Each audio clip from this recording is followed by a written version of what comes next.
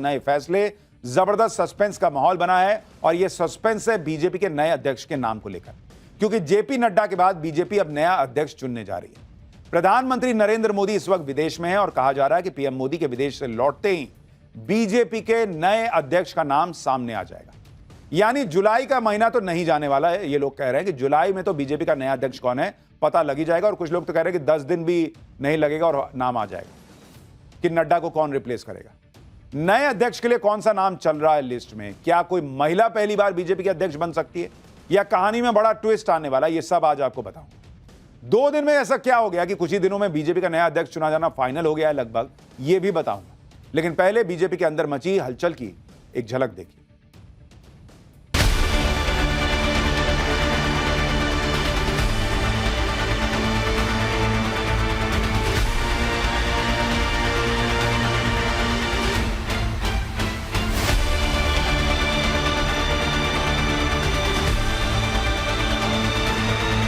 जो पार्टी ये कहती हो कि दुनिया की सबसे बड़ी पार्टी है, अध्यक्ष महोदय वो अपना राष्ट्रीय अध्यक्ष नहीं चुन पाए अभी तक। ये सामने जितनी पार्टियां हैं उनका राष्ट्रीय अध्यक्ष उन 5 लोगों को ही चुनना है परिवार के।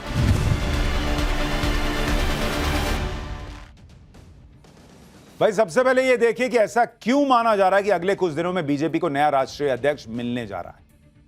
इसका पहला इशारा आज से दिल्ली में शुरू हुई आरएसएस की बैठक से मिल रहा है। ये तस्वीर है उसी बैठक की है। बीजेपी के अध्यक्ष चुनाव में इस बैठक की अहम भूमिका रहेगी माना जा रहा है। दिल्ली के केशव कुंज में आरएसएस के दफ्तर में संघ के सभी प्रांत प्रचारकों की बैठक शुरू हुई। 6 जुलाई तक चलने वाली इस बैठक में संघ और उसके सहयोगी संगठनों से जुड़े 200 से ज्यादा लोग शामिल होंगे। बीजेपी की तरफ से संगठन महासचिव बीएल संतोष के भी बैठक में शामिल होने की बात कही जा रही है। सूत्रों के मुताबिक इस बैठक में बीजेपी के नए अध्यक्ष के चुनाव की रूपरेखा बनेगी और चुनाव की तारीख भी तय हो सकती है। तो यह तो पहला इशारा है। दूसरा इशारा यह कि आरएसएस की बैठक खत्म होने के कुछ दिनों बाद ही यानी 8 या 9 जुलाई को पीएम मोदी अपने सबसे लंबे विदेश दौरे से वापस लौट रहे हैं। ऐसा माना जा रहा है कि पीएम मोदी के विदेश से लौटने के तुरंत बाद यानी 10 जुलाई से 19 जुलाई के बीच ही बीजेपी का नया अध्यक्ष फाइनल कर लिया जाएगा। यानी 21 जुलाई को संसद का मॉनसून सत्र शुरू होने से पहले बीजेपी को नया अध्यक्ष मिलना करीब करीब तय माना जा रहा है। पीएम मोदी के लौटने से पहले ही बीजेपी राष्ट्रीय अध्यक्ष के चुनाव के लिए गियर शिफ्ट कर चुकी। पिछले कुछ दिनों में बीजेपी के 9 राज्यों में अध्यक्ष चुन लिए गए और उसके साथ ही बीजेपी के राष्ट्रीय अध्यक्ष के चुनाव के लिए एक जरूरी कोरम को पूरा कर लिया गया। अब ऐसा क्यों हुआ? बीजेपी अध्यक्ष चुनने की प्रक्रिया के बारे में आपको बताता हूं। यह एक लंबी प्रोसेस होती है जिसमें बीजेपी हाईकमान के साथ राष्ट्रीय और प्रदेश के संगठन के नेताओं से बात की जाती है। इस पद के लिए संघ की सलाह पर भी विचार किया जाता है। बीजेपी के संविधान के मुताबिक कम से कम 50% यानी आधे राज्यों में संगठन चुनाव के बाद ही राष्ट्रीय अध्यक्ष का चुनाव किया जा सकता है। इस लिहाज से देश के 19 राज्यों में संगठन के चुनाव के बाद ही बीजेपी के राष्ट्रीय अध्यक्ष का चुनाव हो सकता था, और अब तो 37 में से 22 राज्यों में बीजेपी के संगठन चुनाव पूरे हो चुके हैं। भारतीय जनता पार्टी के संविधान की धारा 19 में अध्यक्ष के चुनाव के लिए नियम भी बनाए गए हैं। इसके मुताबिक राष्ट्रीय परिषद और प्रदेश परिषदों के सदस्य मिलकर राष्ट्रीय अध्यक्ष का नाम तय करते हैं। अध्यक्ष पद का चुनाव पार्टी के राष्ट्रीय कार्यकारिणी में बनाए गए नियमों के मुताबिक होगा। अध्यक्ष बनने के लिए जरूरी है कि चुनाव के लिए नॉमिनेशन करने वाला व्यक्ति कम से कम 15 साल तक पार्टी का प्राथमिक सदस्य रहा हो। इसके अलावा प्रदेश या राष्ट्रीय कार्यकारिणी के कम से कम 20 सदस्य अध्यक्ष के चुनाव के लिए किसी व्यक्ति के नाम का प्रस्ताव पेश कर सकते हैं। इस प्रस्ताव पर कम से कम 5 प्रदेशों के प्रदेश कार्यकारिणी के सदस्यों की सहमति होनी जरूरी होती है। इन्हीं सब औपचारिकताओं को पूरा करने की वजह से बीजेपी के नए अध्यक्ष के चुनाव में देरी हो रही थी, जिस पर विपक्षी पार्टियों ने बीजेपी को निशाने पर बार बार लेने की कोशिश भी की। अप्रैल की शुरुआत में संसद में वक्फ बिल पर चर्चा के दौरान सपा अध्यक्ष अखिलेश यादव ने भी अध्यक्ष के चुनाव में हो रही देरी के लिए बीजेपी को घेरने की कोशिश की थी। हालांकि अमित शाह ने ऐसा जवाब दिया कि फिर अखिलेश यादव चुप ही हो गए। बीजेपी अध्यक्ष के चुनाव पर जो सवाल उठ रहे थे और अमित शाह ने क्या जवाब दिया था, एक बार आपको दिखाता हूं, उसके बाद बताता हूं कि भाई वो नाम कौन से हैं जिनकी चर्चा चल रही है कि अगला बीजेपी अध्यक्ष तो यही होगा। जो पार्टी ये कहती हो कि दुनिया की सबसे बड़ी पार्टी है, अध्यक्ष महोदय वो अपना राष्ट्रीय अध्यक्ष नहीं चुन पाए अभी तक। अध्यक्ष अध्यक्ष महोदय, भारतीय जनता पार्टी क्या है? अखिलेश जी ने बहुत हंसते हंसते कहा है, इसको हंसते हंसते जवाब देना।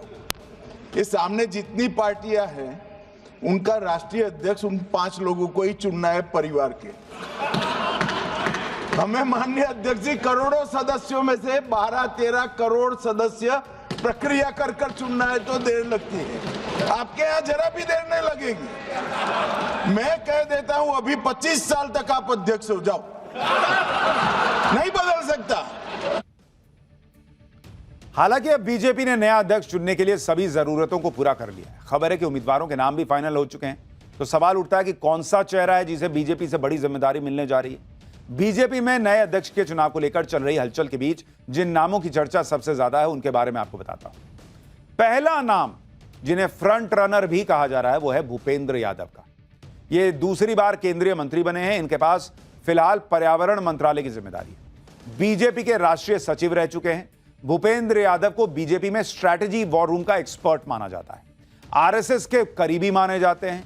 यादव हैं, ओबीसी समुदाय से आते हैं। बिहार विधानसभा चुनाव में यादव समुदाय का 70 से 90 सीटों पर अच्छा खासा प्रभाव भी, और इसके पहले भी उन्हें बिहार चुनाव की जिम्मेदारी, महाराष्ट्र की जिम्मेदारी दी गई और उन्होंने शानदार परफॉर्म करके दिखाया।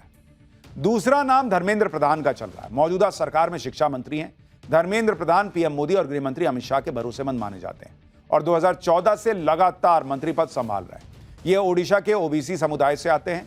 अगर पिछड़ा वर्ग से अध्यक्ष बनाने का बीजेपी विचार कर रही है तो इस समीकरण में धर्मेंद्र प्रधान भी फिट बैठते हैं। तीसरा नाम शिवराज सिंह चौहान का चल रहा है। कृषि मंत्री की जिम्मेदारी फिलहाल संभाल रहे हैं। 4 बार मध्य प्रदेश के मुख्यमंत्री रह चुके हैं। बीजेपी संगठन में उपाध्यक्ष की जिम्मेदारी संभाल चुके हैं। पार्टी का बड़ा ओबीसी चेहरा माने जाते हैं। चौथा नाम मनोहर लाल खट्टर का है। मोदी सरकार में बिजली मंत्री हैं। पीएम मोदी के करीबी हैं। आरएसएस में अच्छी पकड़ है। सख्त और ईमानदार छवि के नेता माने जाते हैं। ये 4 नाम जो हैं वो आगे चल रहे हैं।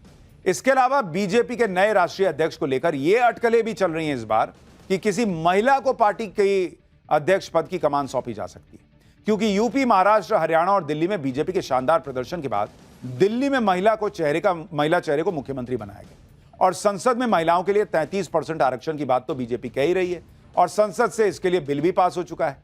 ऐसे में माना जा रहा है कि महिला वोटर्स पर पैठ मजबूत करने के लिए पार्टी प्रेसिडेंट किसी महिला को भी बनाया जा सकता है।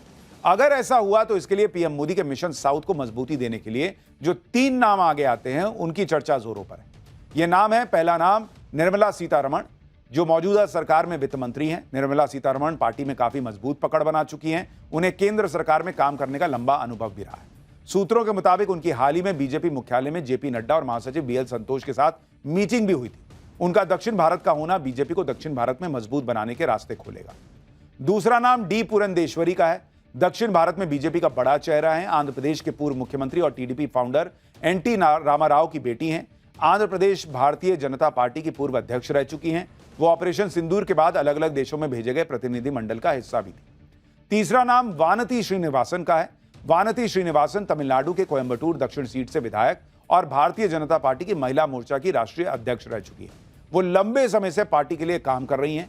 वानती 1993 से बीजेपी के साथ हैं और संगठन में कई अहम पदों पर बनी रही हैं।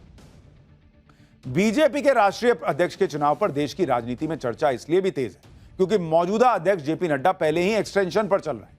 जनवरी 2023 में बीजेपी के राष्ट्रीय अध्यक्ष पद पर जेपी नड्डा का कार्यकाल खत्म हो गया था। फिर लोकसभा चुनावों की वजह से उनका कार्यकाल जून 2024 तक बढ़ाया गया।